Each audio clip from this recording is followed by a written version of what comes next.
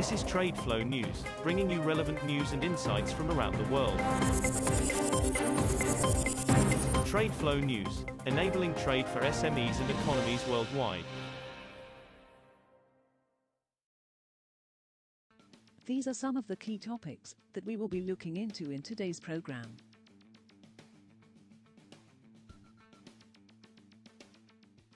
First, let's take a look at the overnight headlines which are impacting the commodity markets.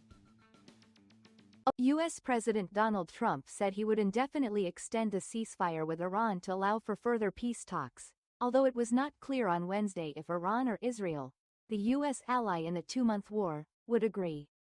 Trump said in a statement on social media the U.S. had agreed to a request by Pakistani mediators to hold our attack on the country of Iran until such time as their leaders and representatives can come up with a unified proposal, and discussions are concluded, one way or the other.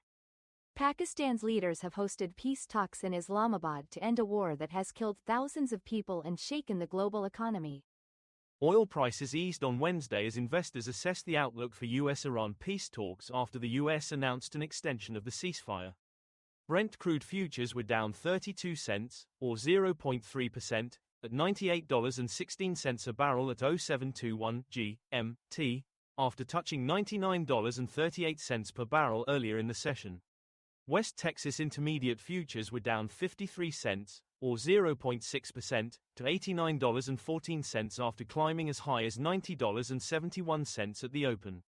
U.S. President Donald Trump said he would indefinitely extend the ceasefire with Iran, hours before its expiry, to allow talks to continue to end a war that has killed thousands and shaken the global economy.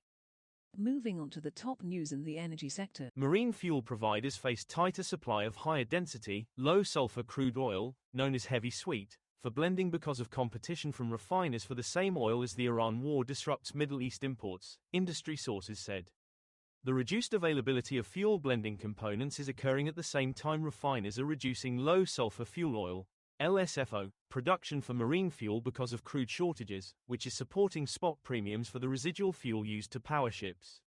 Crude grades such as Dar blend from South Sudan and Australia's Vincent and Pyrenees are typically exported to Singapore and Fujairah in the United Arab Emirates because their low sulfur content and overall characteristics make for easier blending with other fuels to craft 0.5% sulfur fuel oil, known as very low sulfur fuel oil, for ship refueling. The European Union will provide guidance to airlines on how to handle issues such as airport slots, passenger rights and public service obligations in the event of jet fuel shortages because of the Iran war, the bloc's transport chief said on Tuesday. Apostolos Tsikostas said there were no shortages, as of today, but warned a prolonged blockage of the Strait of Hormuz would be catastrophic for Europe and the global economy. About one-fifth of the world's oil and liquefied natural gas transited Hormuz before the US and Israel began bombing Iran on February 28. The EU imports 30% to 40% of its jet fuel needs, with about half coming from the Middle East.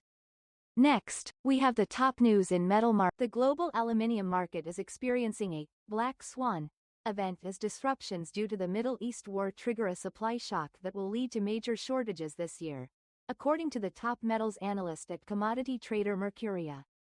The region accounts for about 7 million metric tons of annual aluminium smelting capacity, or roughly 9% of the estimated global supply this year. Aluminium is a key material for the transport, construction and packaging industries.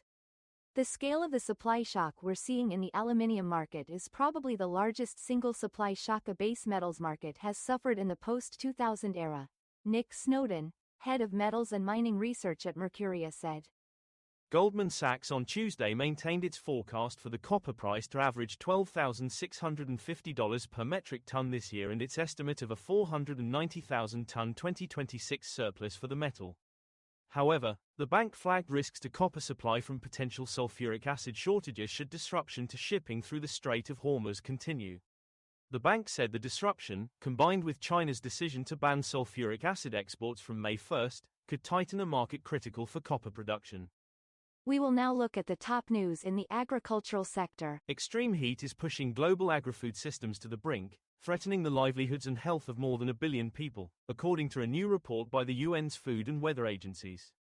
The United Nations Food and Agriculture Organization, FAO, and the World Meteorological Organization said heat waves are becoming more frequent, intense and prolonged, damaging crops, livestock, fisheries and forests.